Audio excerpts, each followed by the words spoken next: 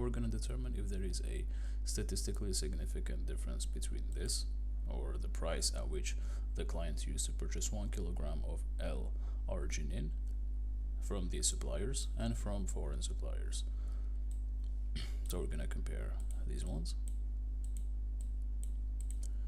with this one that costs $4 for 1 kilogram as long as we're purchasing over 25 kgs.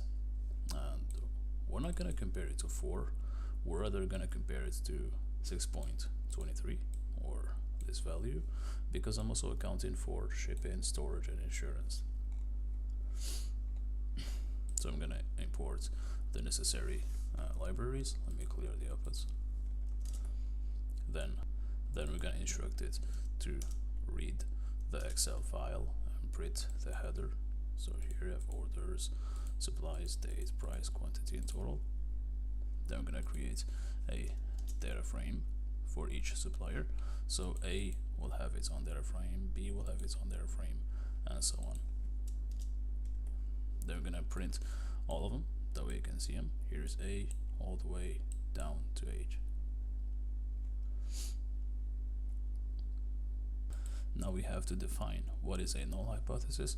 So what we're saying is that H0 or null hypothesis is that the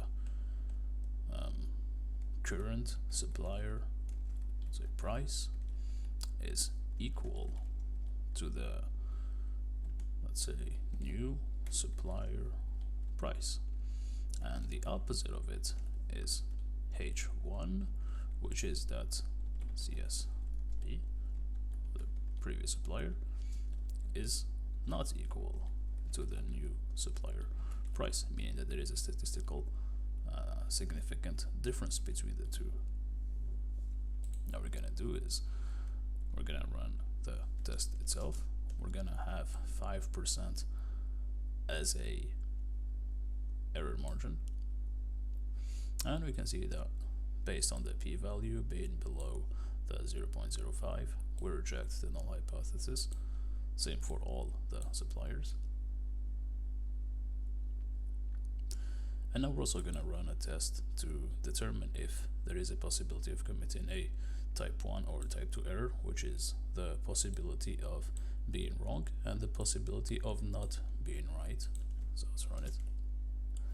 As you can see, we have a 5% chance, which is the alpha that we selected, of being wrong, and there is an 85% chance of not being right. It's a little bit high, mainly because there aren't a lot values here.